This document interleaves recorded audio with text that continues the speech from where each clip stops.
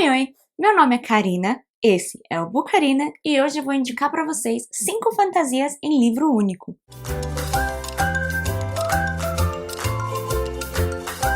Antes de qualquer coisa, como sempre, se você ainda não é inscrito aqui no canal, já se inscreva, também aproveita e ative o sininho de notificações para o YouTube te avisar sempre que eu postar conteúdo novo por aqui.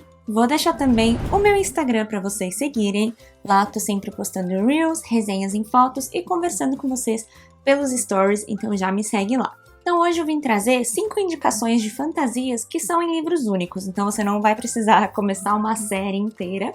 São 5 livros que eu gosto bastante e eu espero que vocês também curtam essas indicações. O primeiro que eu trouxe é o The Invisible Life of Eddie LaRue, ou A Vida Invisível de Eddie LaRue, da V. Schwab. Esse aqui já tem em português pela galera Record. É um livro que eu li, não sei se foi no começo desse ano, acho que foi. Foi o primeiro vídeo do canal, inclusive, tem resenha aqui. E vai falar sobre a Eddie LaRue, que em algum momento da vida dela acaba fazendo um pacto com uma criatura, um demônio, para escapar de uma situação ali da vida dela que ela não queria passar. E como todo tipo de história desse gênero, esse acordo é um pouco modificado, né? Não é exatamente o que parecia ser. O que acontece é que a Eddie, ela não é lembrada por ninguém. Então ela tá aqui conversando com a pessoa. A partir do momento que a pessoa tira os olhos dela, ela se esquece da existência da Eddie. Então ela vive a vida dela inteira sem que ninguém se lembre dela nunca. Por isso, a vida invisível. E ela tá ali, tipo, num período meio que de vida eterna.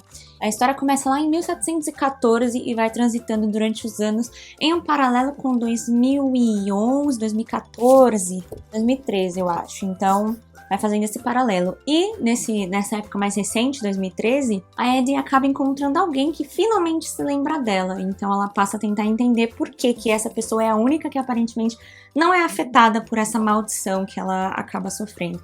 É um livro muito bonito, a escrita dele é muito poética, muito linda, o que acaba tornando ele, às vezes, um livro que as pessoas não curtem tanto por ele ser um pouco mais arrastado.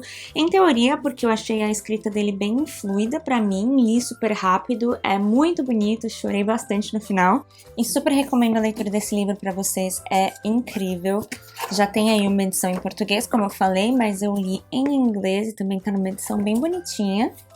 É um livro diferente da autora, né? Diferente das outras coisas que ela já escreveu. E, como proposta do vídeo, tem começo, meio e fim aqui mesmo, não tem nada mais além disso. Em seguida, tem o The House in the Cerulean Sea, do T.J. Klune, que também vai sair aqui no Brasil em breve. É uma fantasia, acho que a mais recente que eu li, em livro único. Perfeita, maravilhosa, é um favoritinho meu. Também já tem resenha aqui no canal. E aqui a gente tem crianças com poderes especiais, crianças mágicas, vamos dizer assim, podem ter poderes ou aparências físicas diferentes. Então a gente tem gnomos, a gente tem dragões, todas crianças. E aí há essa espécie de setor do governo que lida com essas crianças, criando regras e normas para a vida em sociedade delas, mas é um pouco deturpado esse sentido, porque todas essas crianças são enviadas para viver em orfanatos, o que também é um nome um pouco equivocado, já que ninguém tem interesse realmente em adotar essas crianças. E aqui a gente vai acompanhar o Linus Baker, que trabalha nesse departamento aí do governo, e sempre fez tudo de acordo com as regrinhas. Ele lê o livro de regras da empresa todos os dias, é tipo leitura de cabeceira, e por esse motivo ele é escolhido então para analisar um dos orfanatos, que é essa casa no Cerulean Sea, onde se encontram algumas das crianças mais esquisitas e que precisam de cuidados e de análise, vamos dizer assim, mais perigosas talvez, de todas, e eles pedem pro Linus ir até lá, observar essas crianças e observar o dono do orfanato para ver se ele está apto a continuar aberto ou se ele deveria ser fechado. Eles pedem então, né, que ele faça relatórios bem concisos e completos para eles saberem o que está acontecendo lá. E nessa casa, o Linus, que sempre fez tudo de acordo com as regras e totalmente imparcial, ele acaba se apegando muito às crianças e se apegando ao próprio Arthur, que é o dono ali do orfanato, né? A pessoa que cuida dessas crianças. É também uma história muito bonita, muito quentinho no coração. Uma ótima fantasia para você ler assim em livro único, apesar de que eu gostaria que tivesse continuação, porque foi tão legal que eu não me incomodaria em ler mais sobre esses personagens. Mas é um livro com começo, meio e fim que é apaixonante. A seguir a gente tem A Maldição do Mar, da Shay Earnshaw. Esse livro aqui também tá com um hype bem grande, a capa dele é uma das mais maravilhosas que eu já vi. Olha isso. Vai falar sobre um lugar, eu acho que se chama Sparrow, é a cidade de Sparrow, onde todos os verões, 3 irmãs bruxas que foram afogadas ali naquela cidade por serem bruxas, supostamente, elas voltam e assassinam garotos durante todo o período de verão.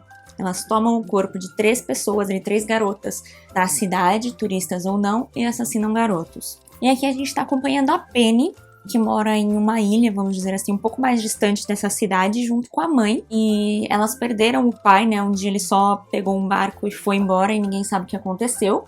Então a mãe vive ali naquele estado meio vegetativo, não prestando atenção em nada. E a filha tem que tomar conta de tudo. E logo no começo do verão chega um forasteiro, que é o Bo, pedindo emprego, e ela decide que ela vai empregar ele na ilha, uma coisa totalmente fora do comum. Mas ela decide que vai ajudá-lo, já que ela sabe que ele não vai encontrar nada em nenhum outro lugar da cidade, porque as pessoas ali odeiam forasteiros, né? As 3 irmãs, inclusive, eram forasteiras e elas foram acusadas de bruxaria porque vários homens se envolveram com elas, então elas só poderiam ser bruxas, né? Seduzindo todos os homens assim. Também é uma história super legal, o mito aqui das bruxas é muito interessante, muito divertido de se ler. O final tem um negocinho ali que eu não gostei muito, mas ainda assim foi uma leitura muito boa.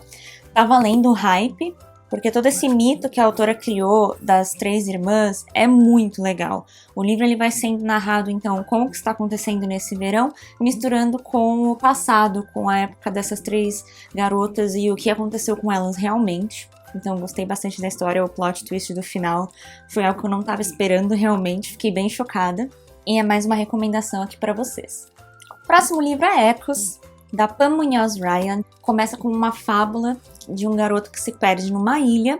Lá ele encontra 3 irmãs mágicas com poderes presas por uma bruxa. E essas 3 garotas, então, elas conseguem ajudar o Otto a voltar para casa, né? Porque ele estava ali perdido naquela floresta. E ele promete, então, que ele vai ajudá-las a se libertar. Então, elas dão para ele uma espécie de gaita, e em que o espírito delas meio que tá lá dentro, e ele promete que vai libertá-las através dessa gaita. Então aqui nesse livro a gente vai ver essa gaita passando de mão em mão por várias gerações e por várias pessoas, a gente vai vendo a história de cada uma. Se eu não me engano são 3 histórias. Um garoto que quer se tornar músico, mas ele tá bem na época do nazismo, então ele tem outros deveres. Um garoto que mora em um orfanato, é pianista e está lutando para não ser separado do seu irmão nessa parte de adoção. Uma filha de imigrantes mexicanos que está cuidando junto com a família dela de uma casa dos japoneses, que foram enviados a um campo de concentração nos Estados Unidos. É isso, são esses 3 personagens, e a gente acompanha toda a história deles, os 3 envolvidos, né, nessa parte de Segunda Guerra, como a gaita, né, essa gaita chegou até eles e teve alguma mudança na história deles por conta dessa gaita, que é parte dessa fábula, né. Também é uma história muito legal, muito bonita, elas não parecem ter muita ligação além do instrumento, mas no final todas as histórias se conectam e é muito, muito bonito. A edição também eu acho muito linda. Olha, tem uma gaitinha aqui. Esse eu acho que eu recebi pelo Turista Literário, e aí veio um chaveirinho de gaita também bem fofinho. É um livro muito bonito, também vale bastante a pena. Esse é um livro um pouco mais pro lado da emoção.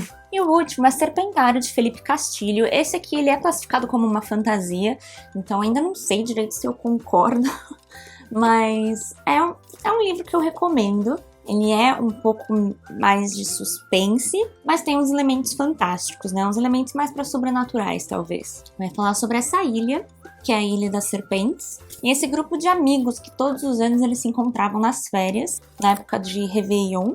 Eles se encontravam nessa casa de praia de um deles, e lá eles também tinham um amigo que era um caiçara da região, e eles passavam esse período de férias juntos. Até que em um ano eles ouvem falar dessa Ilha das Serpentes, que é lotada de víboras, e eles decidem que eles vão até lá investigar essa ilha, e aparentemente não foi a melhor das ideias, já que isso acabou destruindo um pouco de cada um deles. Todos eles perderam alguma coisa dentro dessa ilha e são assolados por memórias horríveis desse período para sempre.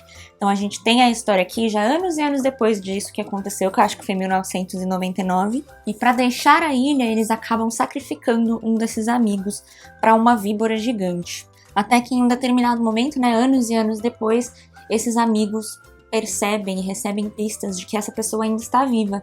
e todos eles voltam para se encontrar e tentar entender o que aconteceu realmente. Então, como vocês veem, ele é um livro muito mais focado no suspense, mas ele é classificado como uma fantasia. Na maioria dos sites que eu pesquisei, ele é tido como uma fantasia. Para mim, ele estaria mais ali para um romance sobrenatural. Mas vou deixar a indicação mesmo assim, porque foi uma leitura bem intrigante, muito interessante. É um romance nacional, que traz muitos elementos folclóricos e de mitologia, então é bem interessante mesmo e vale bastante a leitura. A edição aqui também achei bem bonita, com um corte em verde. E a capa é toda com uma textura diferente, meio áspera. Então é isso, gente. Eu espero que vocês tenham gostado desse vídeo. Se você gostou, não se esqueça de deixar o joinha para ajudar aqui na divulgação do canal. Comenta aqui embaixo se você já leu algum desses livros e aproveita para me deixar uma indicação de fantasia única, que é algo que eu não vejo muito por aí, né? E às vezes a gente não quer começar uma série inteira. Como sempre, agradeço por assistir até aqui e a gente se vê no próximo vídeo. Tchau, tchau!